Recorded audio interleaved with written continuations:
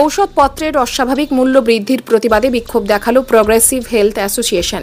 শনিবার ঝালদা ১ নম্বর ব্লক হাসপাতালে সেই বিক্ষোভের নেতৃত্বে ছিলেন ওই সংগঠনের অন্যতম নেতা তথা ঝালদার ব্লক স্বাস্থ্য আধিকারিক ডাক্তার দেবাশিস মণ্ডল। বাকি চিকিৎসক এবং স্বাস্থ্য ব্যবস্থার সাথে যুক্ত লোকজনের অংশগ্রহণ ছিল চোখে পড়ার মতো। কেন্দ্রের সরকারের জনবিরোধী নীতির প্রতিবাদে সোচ্চার হতে দেখা যায় তাদের। দেবাশিস বাবুর হুঁশিয়ারি, অবিলম্বে ঔষধপত্রের দাম কমানোর ক্ষেত্রে সরকার পদক্ষেপ না করলে বড় ধরনের আন্দোলন হবে। আজকে আপনারা জানেন যে ১ এপ্রিল থেকে কেন্দ্রীয় সরকার যেভাবে প্রায় ৭৪৮টা ওষুধের অতিরিক্ত দাম বাড়িয়ে দিয়েছে, তার ফলে সাধারণ মানুষের পক্ষে সে সমস্ত ওষুধপত্র ক্রয় করা অসম্ভব হয়ে দাঁড়িয়েছে।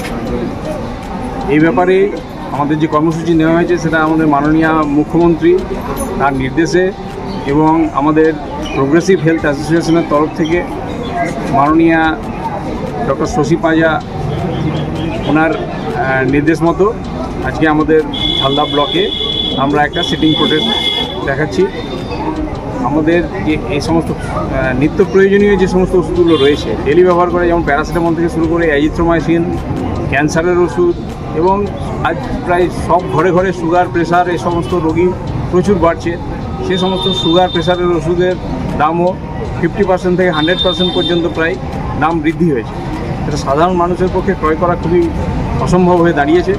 যদিও সরকারি হসপিটালে এখন আমাদের যে সমস্ত ওষুধগুলো সাপ্লাই থাকছে, আগে যেগুলো খাওয়া যেত না সেগুলো পর্যন্ত অনেক দামি দামি ওষুধ এখন সাপ্লাই থাকছে, কিন্তু তা সত্ত্বেও যারা প্রাইভেট চিকিৎসা করান, প্রাইভেট নার্সিংহোমে দেখান, প্রাইভেট বড় বড় হসপিটালে চিকিৎসা করান, সেখানেও তো এই সমস্ত ওষুধের দাম প্রচুর বৃদ্ধি পাচ্ছে।